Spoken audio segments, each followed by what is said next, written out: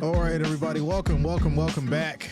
We are now on to day three of our 32 and 31, where we cover all 32 teams in the month of July. We are now on to these Baltimore Ravens, the third team. We're going in alphabetical order.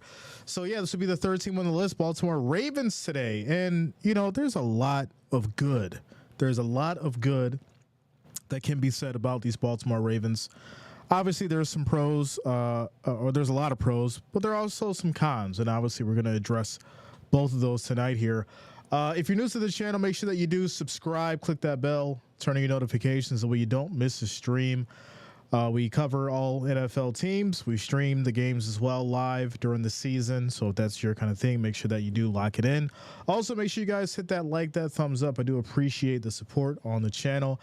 Much love to the Wrench Gang, the family, all the listeners, all the watchers. I do appreciate each and every one of you. PSA, before we get started, I know that Independence Day is tomorrow, July 4th. If you are celebrating, traveling, all that good stuff, make sure that you guys do be safe out there. Don't drink and drive. Obviously, if you're going to drink, make sure that you get an Uber or a DD, designated driver. And just be safe out there. Take care of yourself. Be vigilant. Be watchful. And most of all, protect yourselves and protect your family. Welcome to the show, everybody. Welcome to the show. Yeah, let's go ahead and get into these Ravens. Let's go ahead and get into these Ravens as my co-host has showed up right on time. Right on time. Quick shout outs before we get started. Megan, what up, yo? What's going on with you? JR Games in the house. Lisa says, hey, Jay, I'm so ready for football. When we go to KC, we'll play ticked off after what KC did to us last season. I'm ready for it. We got a lot to discuss about that as well. Shout out to you as well. Happy early birthday. Happy early birthday to you, Lisa. Shout out to you. Ric Flair, where you at? I got to get the Ric Flair in the house. There it is. Shout out to you. Is that it? There it is. There it is. Happy birthday, Lisa. Happy birthday to you. And I hope you have many, many more. All right. Forrest Green in the house. What up, Forrest? Corey Jackson. What up, Corey? What's going on with you, man? Tech 713 in the building. What up, Tech? Shout out to you, bro. How you doing tonight? I hope you're doing well. Okay. So, like I said, we got some pros and cons. A lot of good stuff for, you know, these Ravens, though, to be honest. There's really not too much bad, but we do have to discuss some things, right? Some things that need to be said in regards to these Ravens and when they get to the postseason and how things just kind of essentially fall apart and how this strong team and how they, you know, can get so far and just end up not getting over the hump. And I think that's something that we need to address and we need to figure out why, obviously. Let's go ahead and get into the depth chart, ladies and gentlemen. Let's get into this depth chart. Let's see what's going on here with these Ravens. Obviously, there has been some adjustments made, some new people on the team. We'll cover that. Starting off with your quarterback, Lamar Jackson, who was able to secure the bag.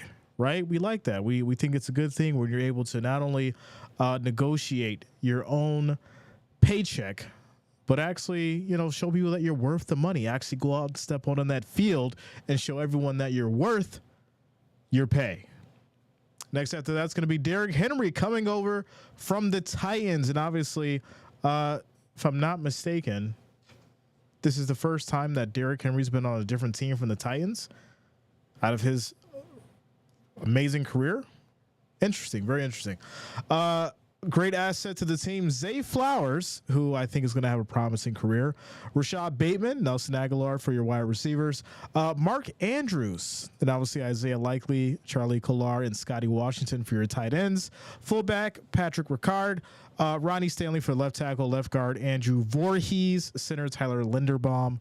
Right guard, Ben Cleveland. And right tackle, Roger Rose Garden. Now, obviously, these can change. These lists are a little early, obviously. We are early getting into preseason and stuff like that. So these will or may potentially change. We'll obviously keep you updated.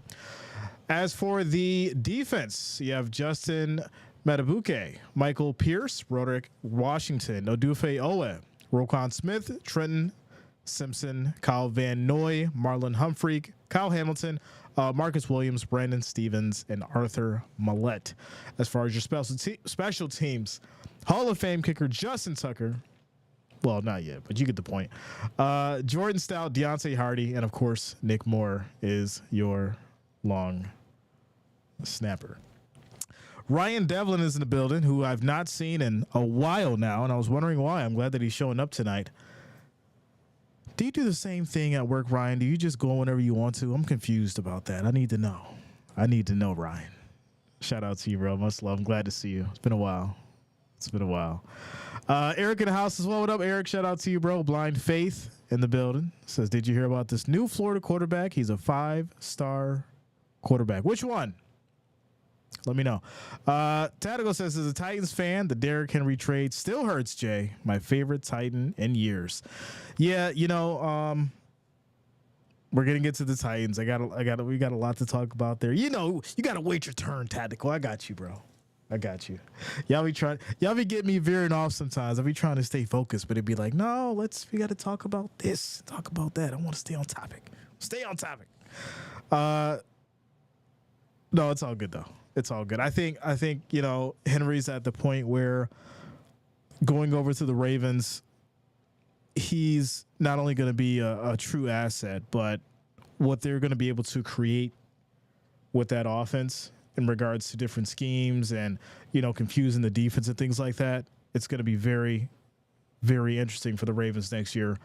But yeah, I mean, as far as looking at the depth chart and, from an offensive point of view, what else could you ask for, right? We obviously know that Mark Andrews is a hell of a tight end.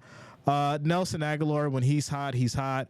Rashad Bateman, obviously, I'm not going to call him mediocre. I'm going to say he's more of a decent wide receiver. And Zay Flowers is fast as hell, and this kid can catch the ball and run routes like no other. He just has to basically discipline himself a little bit more, go out there, focus on the game a little bit more, and hopefully he gets some help this year and he doesn't have to do it all himself and high pressured moments. Ravens, right? We've seen that last year. Zay Flowers had to go out there and do it himself in one of the most important games of the season. And hey, that says a lot in regards to coaching and all that kind of stuff. But that's neither here nor there. I think this year they will utilize this full squad that they have and obviously down the stretch make a difference. Now, Corey says Ravens are good, but they blew it last season. They got to learn how to finish the job. Last year was their best shot, but the roster's good. No, you know what? I don't think the last year was their last shot. I think it was the start of something great because you have Derrick Henry coming over. You have Zay Flowers, who now has, some true game time under his belt.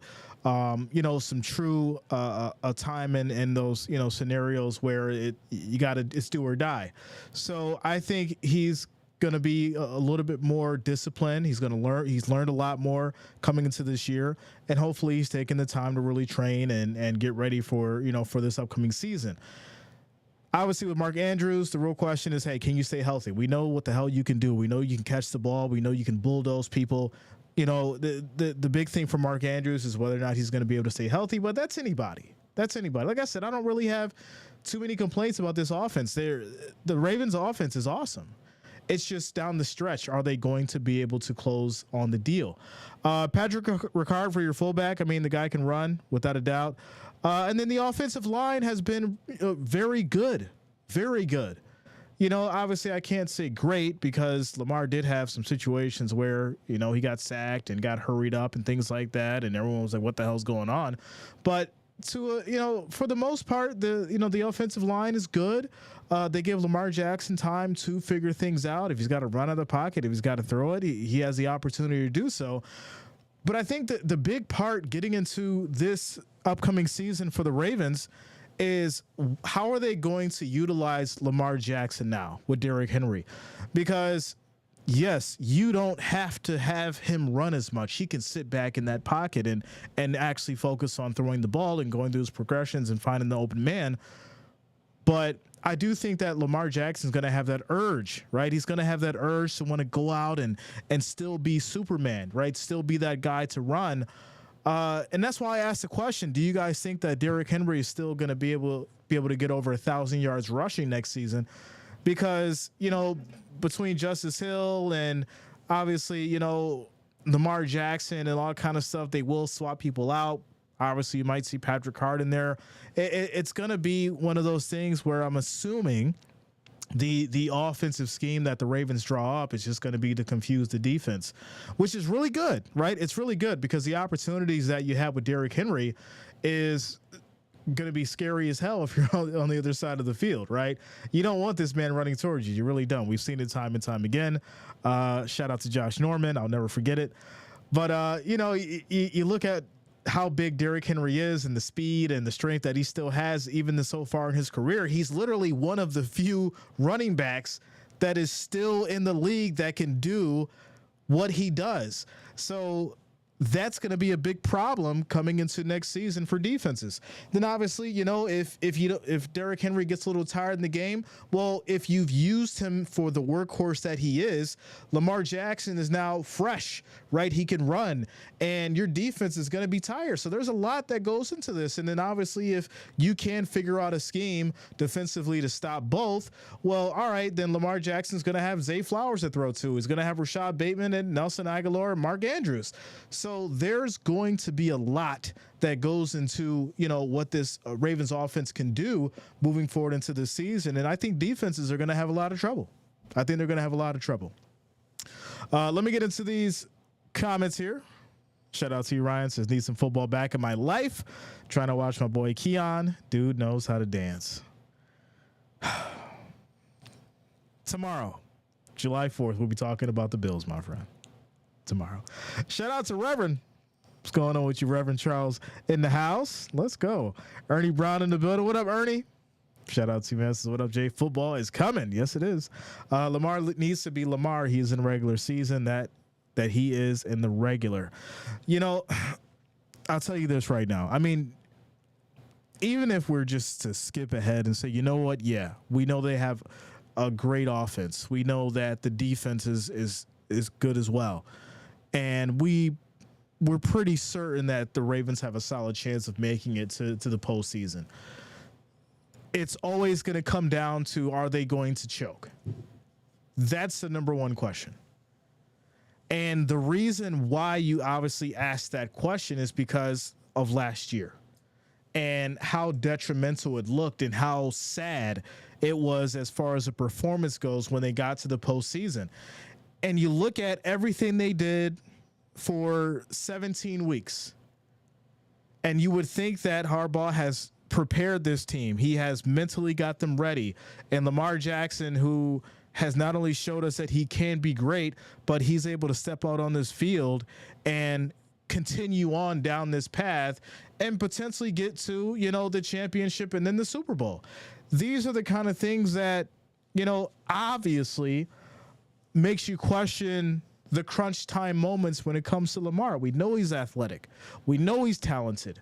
We know he can throw. We know he can run. He's shifty. He's quick. He's elusive. But when it comes to the big moments, can he get over that hump? And obviously that's, a conversation for a lot of these quarterbacks right now. Can you close on the deal? Can you go out there and actually be that championship winner? There's superstars, there's elites, there's, regular quarterbacks, and then there's, journeymen.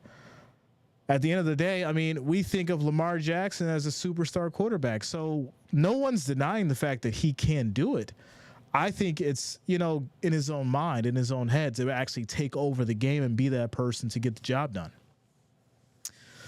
But let me get back to these comments. Revan says, I want to see Lamar be the man. Listen, I want to see it as well, without a doubt.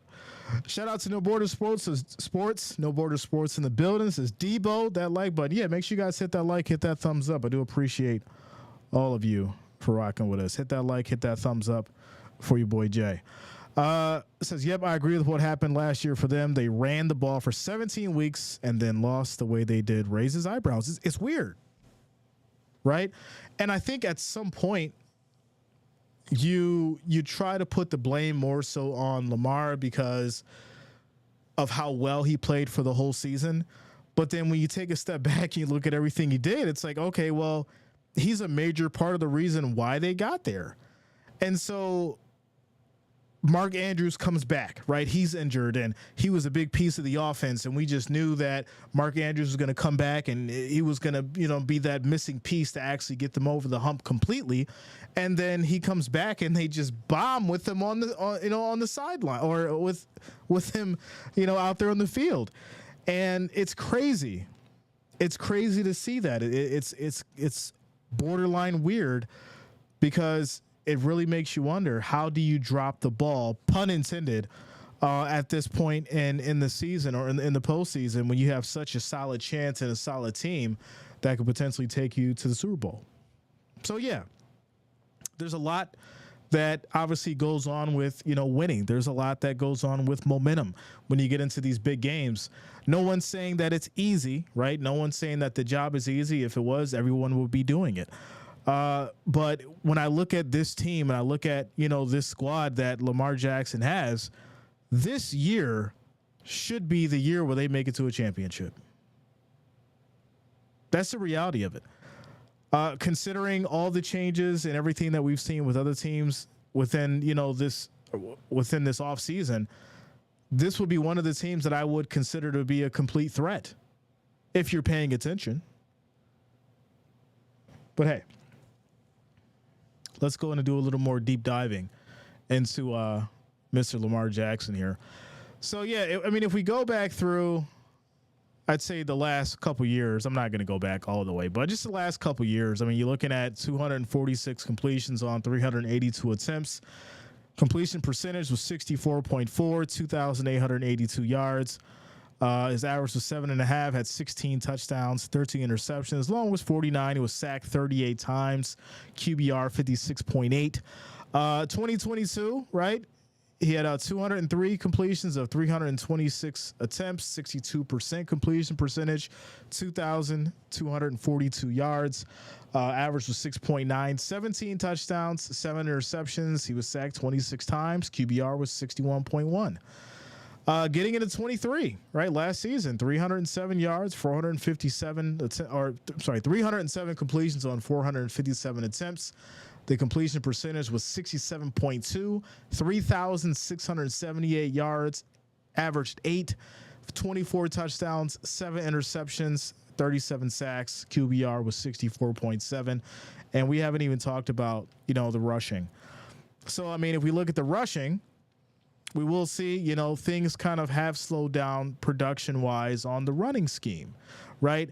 And so, like I said, when you bring in someone like Derrick Henry, who can be that workhorse for the Ravens for a couple of quarters, well, then you still leave Lamar Jackson with the fresh legs. So you open up that field tremendously based on just those two alone, not to mention who the hell he could throw it to, because he has multiple receivers that can catch the ball and that have speed. So this is going to be a team of speed. This is going to be a team of elusiveness and strength.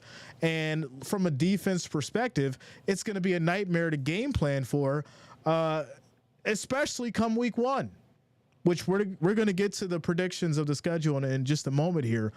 But just the thought of what you'd have to prepare for week one against this fresh Ravens team is going to be absolutely insane. And I'm excited for it.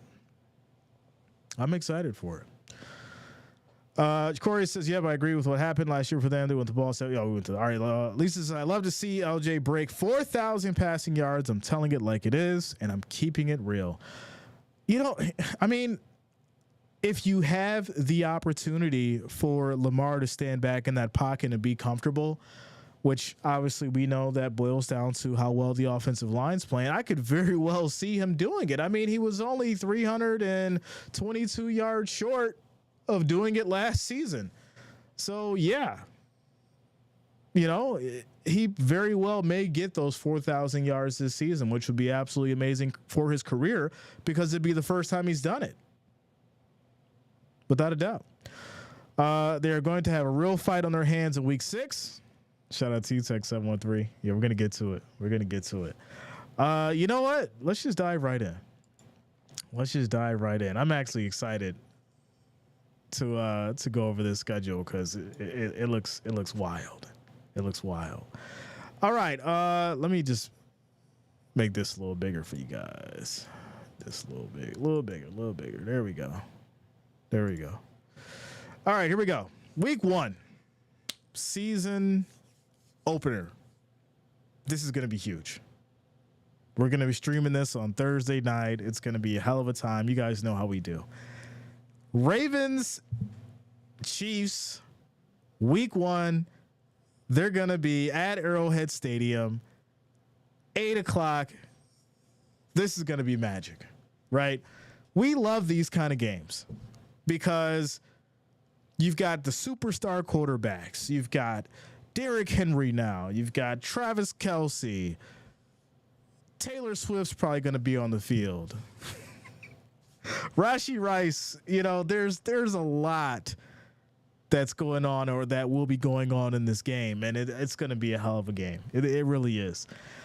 In fact, it's going to be one of those games where I'm assuming that the spread will be close. And if I'm not mistaken, maybe they've already got it up. We'll see here.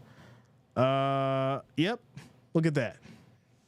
See, I didn't even know it, right? We've been doing this for so long that your boy Jay just knows. I didn't even look at it. I knew it was going to be close. I knew it. The over-under is 47. The spread is 2.5, right? That's basically a field goal. Ravens are obviously the underdog at plus 120. Chiefs are the favorites at minus 140.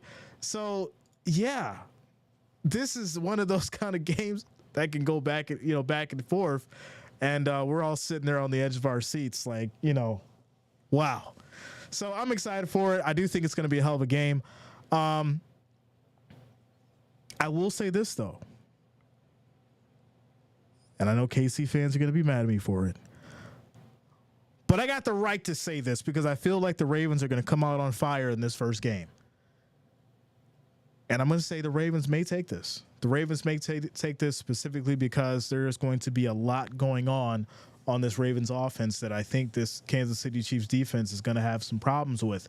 And I say that not loosely, but I say that because if you go back and you look at what the Detroit Lions did last year in week 1, KC ran into that wall, and it was a close game, right? It was a close game. You guys see this one, the spread is 2.5.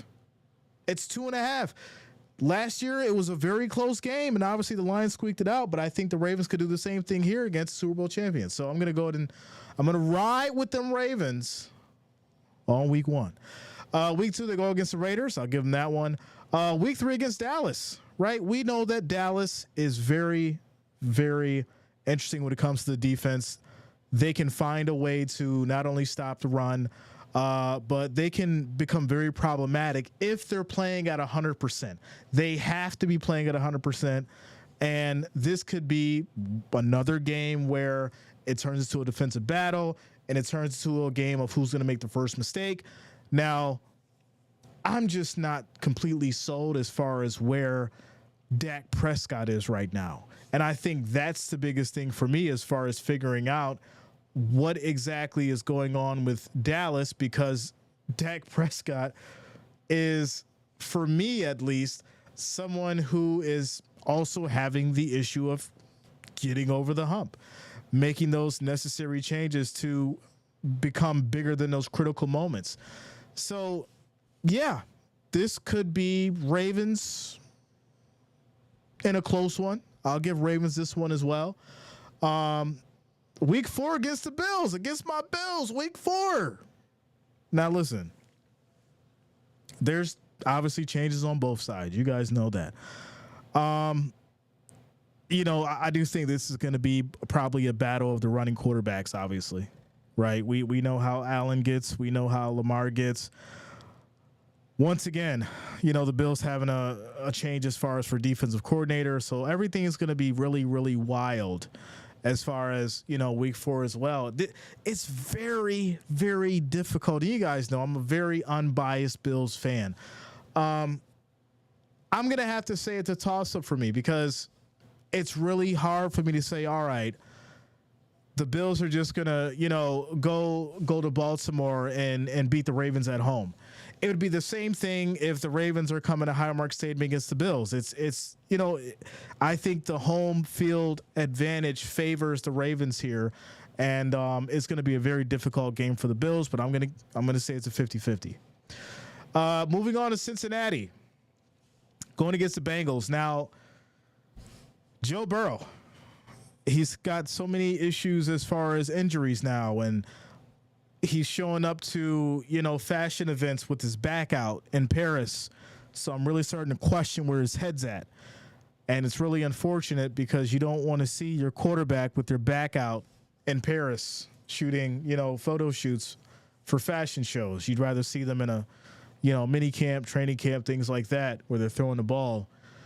But hey, who am I to knock someone who's out in Paris at a fashion show who makes millions of dollars? I'm just going to leave it at that.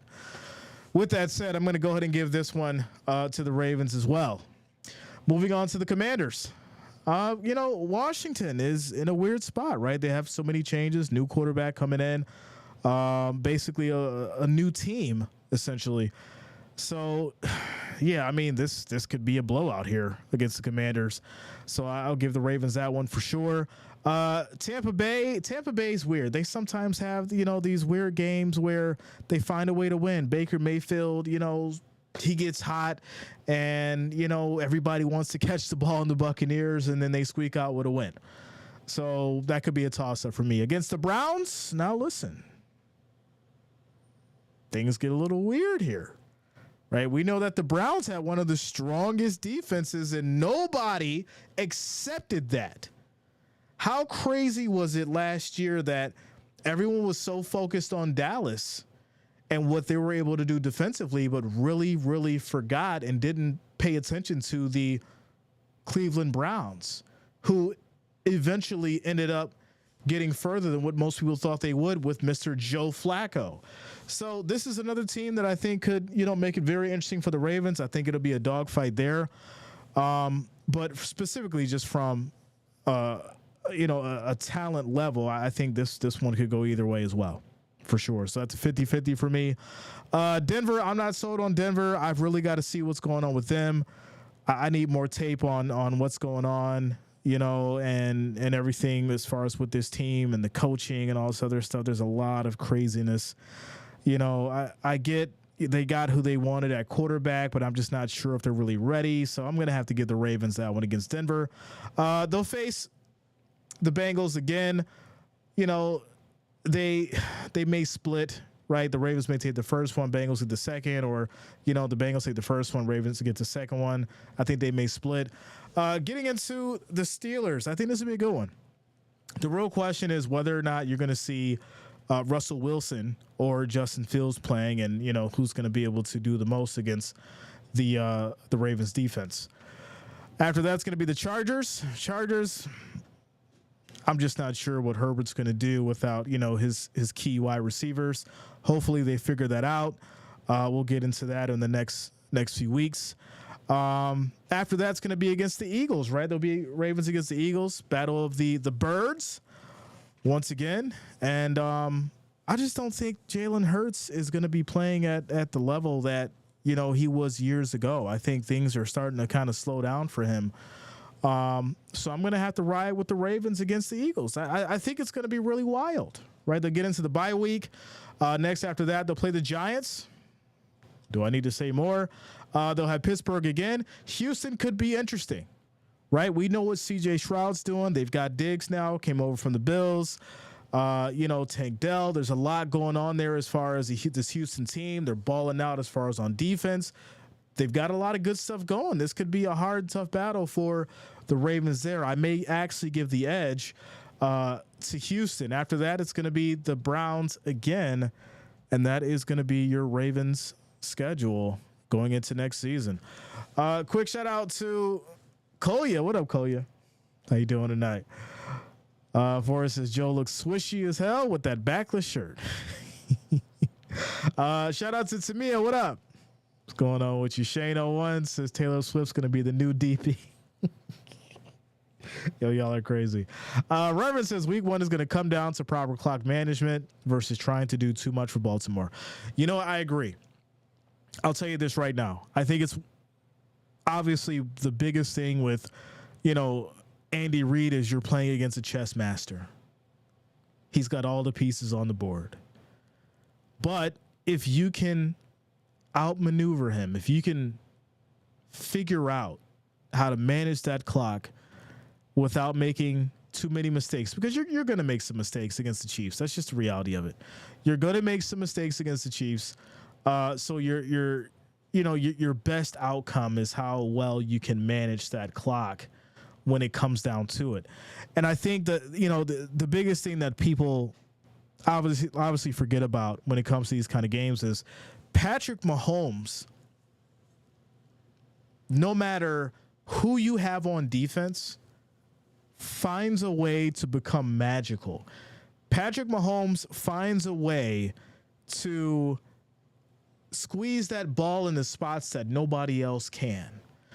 He finds a way to get that 18 yards on a 3rd and long. He finds a way to get those 15 yards on a 3rd and long, right? And so when you have a quarterback like Mahomes that can do that, it almost doesn't matter how many points you put up, because he's able to drive down the field in these critical moments and get Butker into a position where he can kick that ball and they can win by a field goal. Like I said, that's why the spread is so close, because this is one of those games and how it could come down to it. Now, I could be completely wrong. We could be watching Thursday night and the Ravens completely blow out the Chiefs, or the Chiefs completely blow out the Ravens. But as we know, this is Thursday night, season opener for both teams.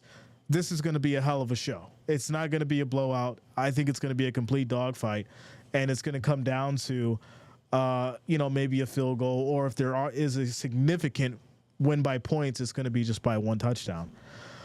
Shane says, Andy Reid definitely going to get Swift and for a wild card play one of these weird huddle spins, and she pops out the middle. Yeah. That'd be crazy.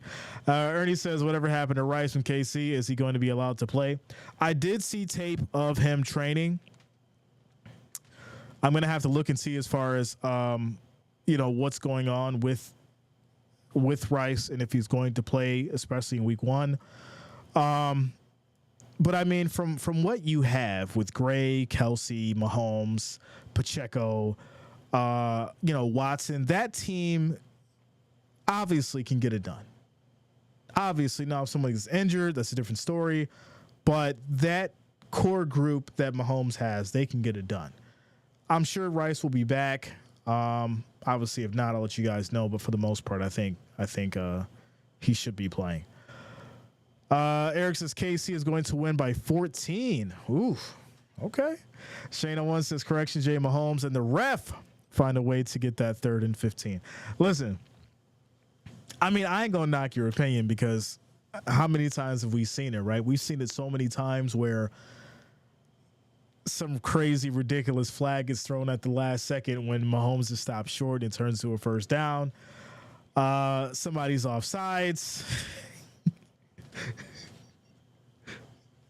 Hey, so somebody confirms with the ref, and the ref then throws a flag after they already confirmed.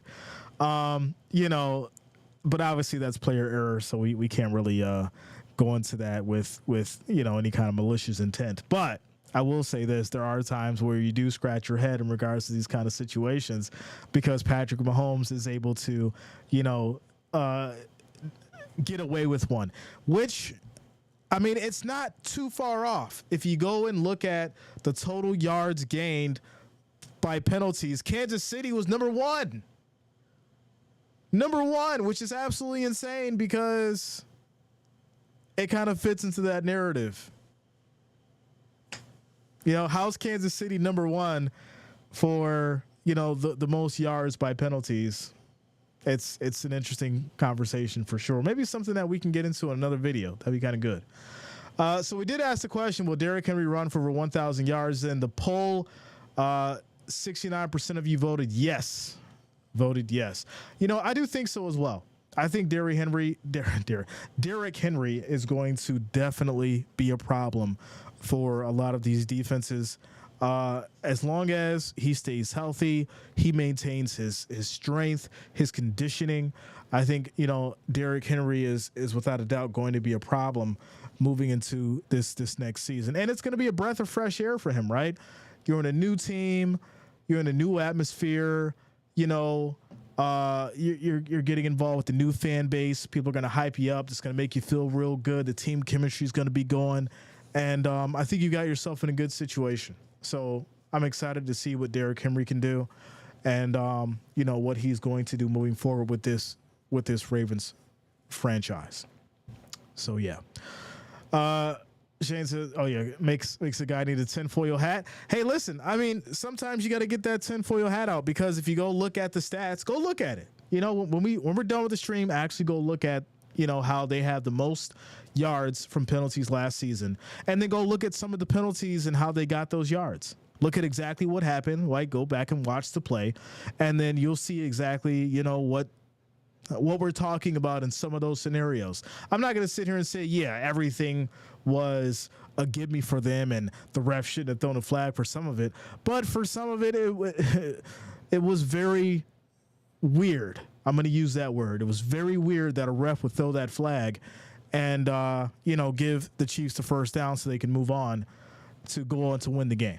So we'll leave it at that. Shayna wants, is Henry going to wait for that cold weather?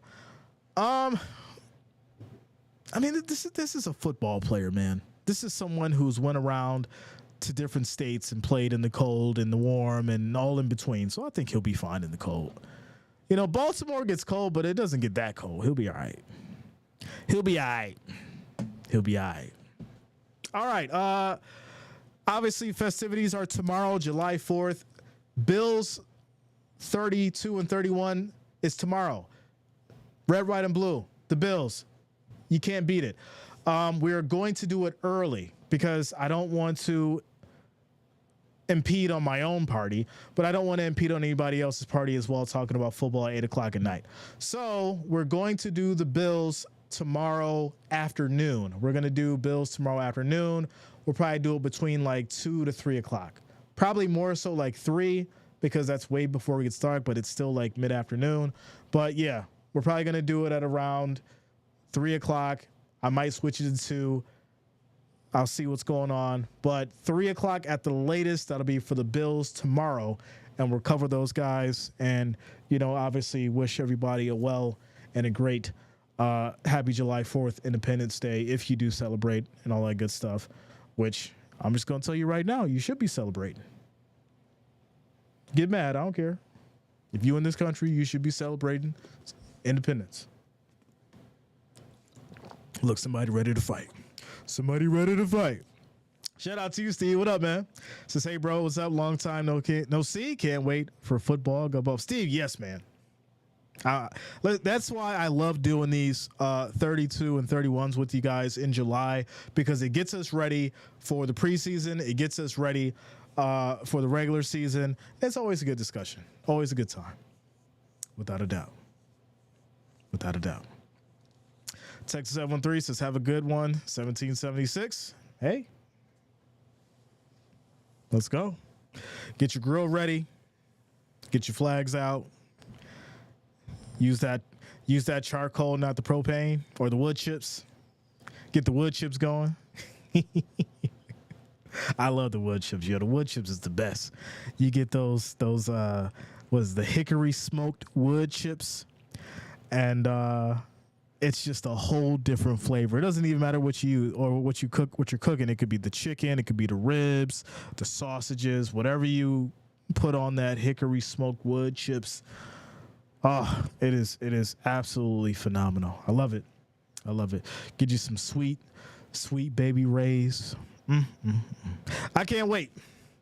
In the meantime, you guys have a great night. Hope you enjoy. Be safe tomorrow. Have a responsible party. Make sure you guys are taking care of yourselves, being vigilant. Don't drink and drive. Drink responsibly, everybody. I appreciate all of you, and I will see you all tomorrow for the Bills 32 and 31 in the afternoon. Good night, everybody. Peace out.